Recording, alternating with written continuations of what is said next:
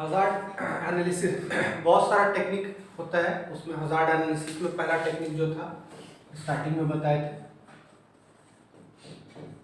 P से क्या बोले थे, प्रिलिमिनरी, स्टार्टिंग, बेसिक। एच से हजार्ड और ए से एनालिसिस। PHA जो टूल्स है ये बेसिक है। इसके अलावा एक बताए थे FMEA। क्या है FMEA? फेलियर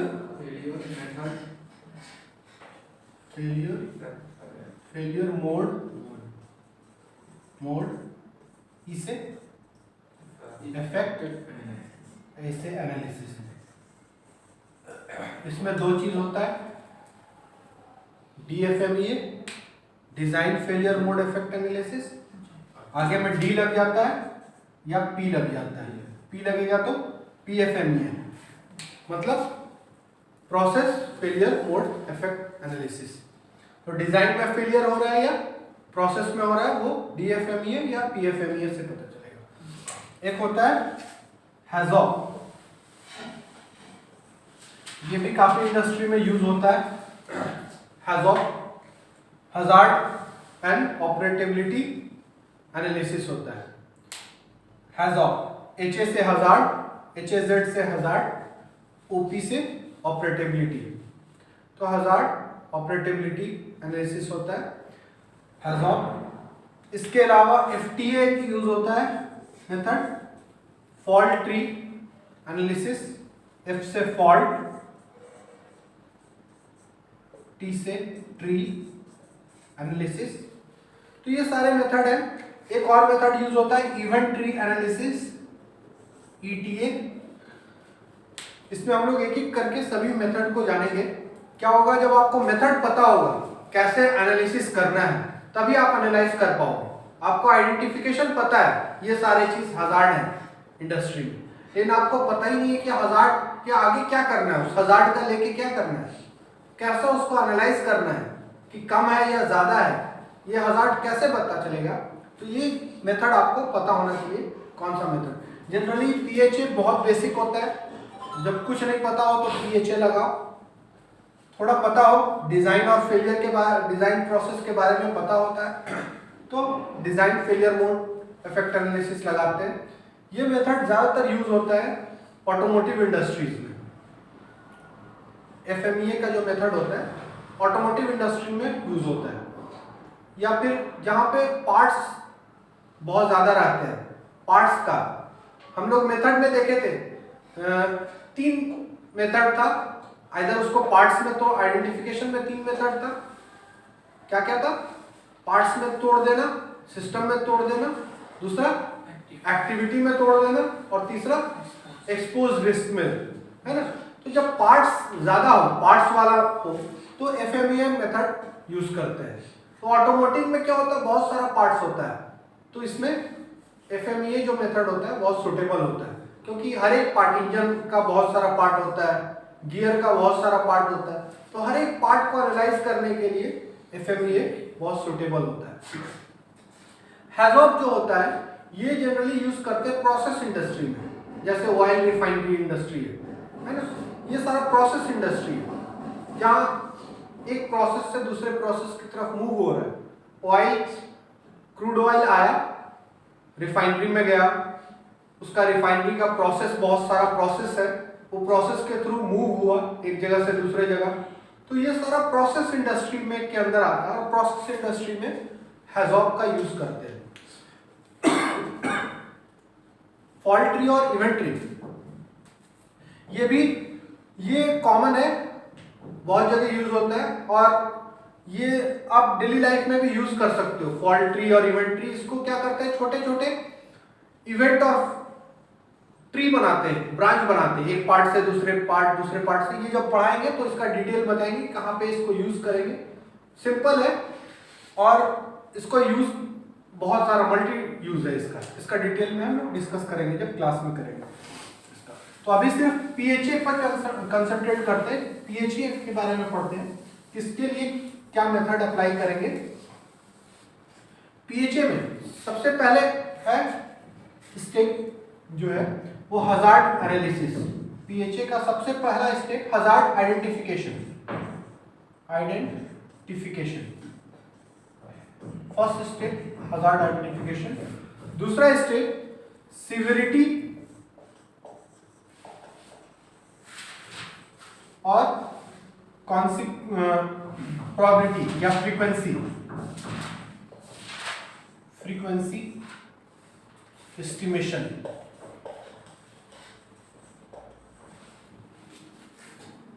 प्रोसेस या फ्रीक्वेंसी एस्टिमेशन। तीसरा स्टेज जो है वो रिस्क एस्टिमेशन।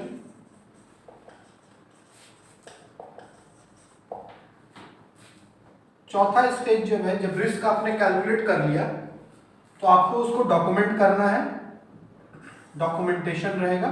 और उसके लिए डॉक्यूमेंटेशन में आपका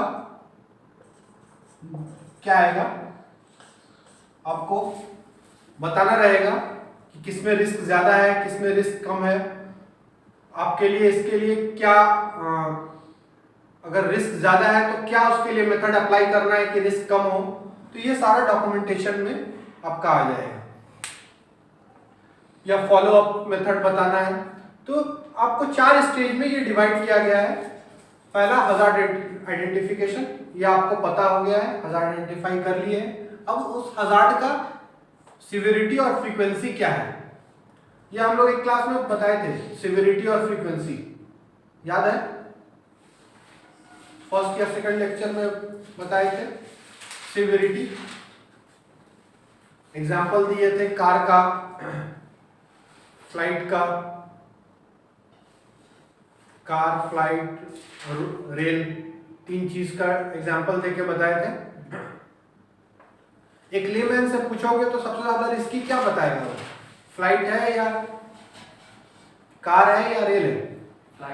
फ्लाइट बताएगा वो, बहुत रिस्की है, बहुत डर का बात है, उसमें गिर जाएगा तो मर जाएगा। तो उसको रिस्क कैलकुलेट करना नहीं आ रहा है, इसलिए वो रिस्क बता रहा है फ्लाइट में, है ना। लेकिन जब आप कैलकुलेट करने बैठोगे तो सबसे कम रिस्क फ्लाइट में आएगा। तो रिस्क का फॉर्मूला होता है रिस्क इज इक्वल टू क्या होता है, सिविरिटी इनटू फ्रीक्वेंसी, या इसको बोलते हैं सिविरिटी को कॉन्सिक्वेंस भी बोलते हैं, फ्रीक्वेंसी को प्रोबेबिलिटी भी बोलते हैं। S into F, severity into frequency, या सिविरिटी को कॉन्सिक्वेंस भी बोलते हैं, फ्रीक्वेंसी को प्रोबेबिलिटी भी बोलते हैं। तो C इंटू पी।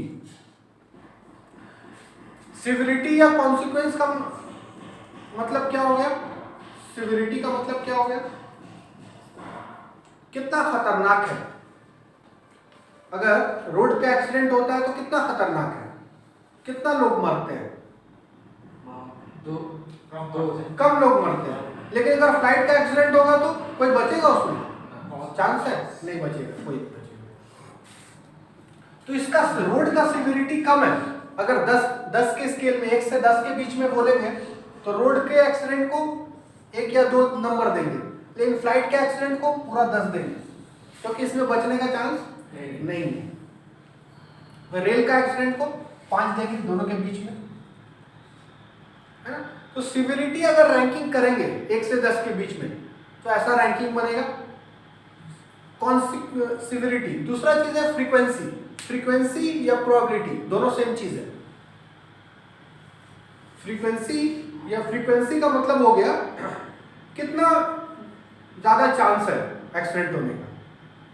तो रोड पे चांस कितना है, बहुत है। रोड पे तो एक्सीडेंट होता ही रहता है, फ्लाइट का एक्सीडेंट तो कभी कदार होता है, फ्रीक्वेंसी बहुत कम है, साल में 2 साल में कभी सुनने को मिलता है। तो ये सिविरिटी हो गया। अगर फ्रीक्वेंसी का बात करते हैं तो रोड का फ्रीक्वेंसी बहुत ज्यादा है, 10 में 10 होगा, होता ही रहता है। इसका फ्रीक्वेंसी ट्रेन का 6 मतलब 1 नंबर दोगे, मतलब कभी कदार सुनने को मिलता है। रोड का तो डेली पेपर में आता है। अगर फ्लाइट का देना होगा तो ये कार का हो गया, ये रेल का हो गया, ये फ्लाइट का हो गया। फ्लाइट का फ्रीक्वेंसी कब होता है? साल, 2 साल, 3 साल पे कभी एक आध बार सुनने को मिलता है। 0 पॉइंट में जाएगा, 0.1 या 0.01 पॉइंट में भी, एक भी नहीं। 1 से 10 के स्केल में बहुत कम दोगे उसको बेटे। तो फ्रीक्वेंसी, सिविरिटी को 2 दिए, इसका सिविरिटी 5, इसको 10 में 10 दिए, लेकिन फ्रीक्वेंसी में ये बहुत कम दिए, इसका फ्रीक्वेंसी पूरा दिए 10। अभी जो रिस्क होता है वो क्या होता है? ये दोनों का मल्टीप्लीकेशन, ये दोनों का मल्टीप्लाई। तो ये दोनों मल्टीप्लाई करोगे तो क्या होगा? 20। ये दोनों मल्टीप्लाई करोगे तो क्या होगा? 5। ये दोनों मल्टीप्लाई करोगे तो क्या होगा? 10 को 0.1 से मल्टीप्लाई करेंगे 0.1,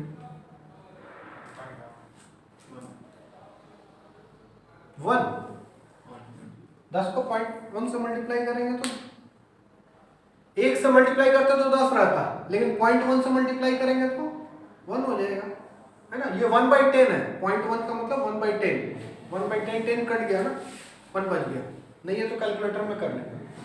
तो ये 1, रिस्क इसका कितना निकला? 1। इसका रिस्क कितना निकला? तो सबसे ज्यादा रिस्क किसमें हुआ? कार में। तो लेकिन आदमी से, लेमैन से पूछोगे, एक आम आदमी से पूछोगे, सबसे ज्यादा रिस्क फ्लाइट में बोलेगा। लेकिन सेफ्टी ऑफिसर को अगर पता है सिवियरिटी, रिस्क और ये फ्रीक्वेंसी, तो वो एनालाइज करके बताएगा कि सबसे कम तो इसमें रिस्क है, फ्लाइट में आराम से जाओ भाई, कोई डरने का बात नहीं है, चांस बहुत कम है, इसमें मरने का चांस सबसे ज्यादा है, रोड पे चलना बंद कर दो इस हिसाब से। तो आप जब कंपनी में काम करोगे तो आपको रिस्क कैलकुलेट करके बताना पड़ेगा, ऐसे जो मन में आ रहा है वैसा नहीं बोलना पड़ेगा, ये डरने का बात है, नहीं। आपको इंजीनियर को बताना पड़ेगा क्यों डरने का बात है, तो क्यों रिस्क ज्यादा है इसमें, तो आपको कैलकुलेशन ये दिखाना पड़ेगा। तो सबसे पहले हजार्ड आइडेंटिफाई करोगे, फिर हजार्ड का टेबल बनाओगे,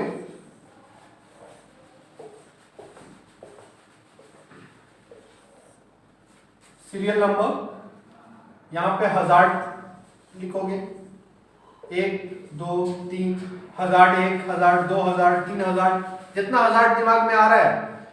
दिमाग में नहीं, कैसे आएगा दिमाग में? पहले हजार्ड आइडेंटिफाई करने का तरीका जो है 3 पार्ट में तोड़ना, उससे ही दिमाग में आएगा कि क्या क्या हजार्ड हो सकता है। वो सारा हजार्ड को पहले टेबल बना के लिख दोगे, फिर हर एक हजार्ड का सिवियरिटी, हर एक हजार्ड का फ्रीक्वेंसी, फिर हर एक हजार्ड का रिस्क।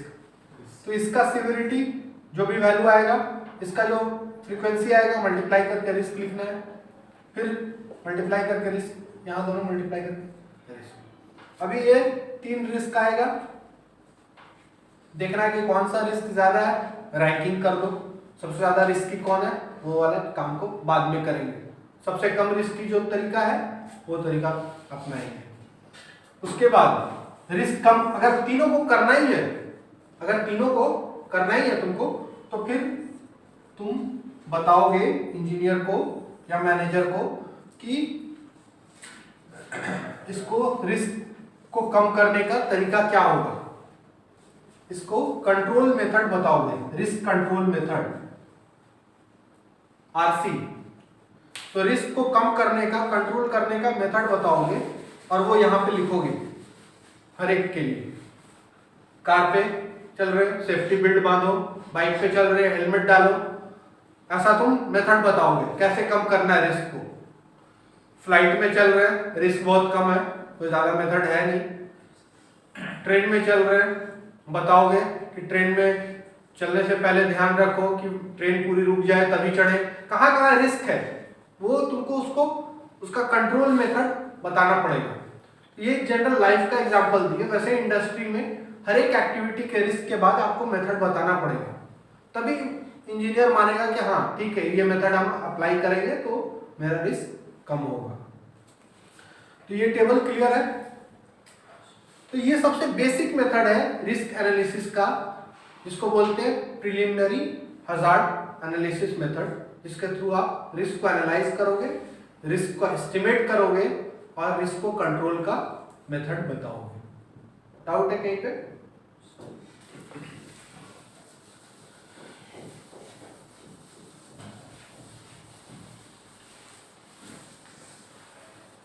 अभी हम लोग चलेंगे प्रैक्टिकल क्लास करेंगे आधा एक घंटा, उसके बाद निकलेंगे, है ना। तो यहाँ तक आज हम लोग दो चीज कवर किए, रिस्क आइडेंटिफिकेशन और रिस्क एनालिसिस। रिस्क एनालिसिस में सिर्फ एक मेथड पढ़े, PHA।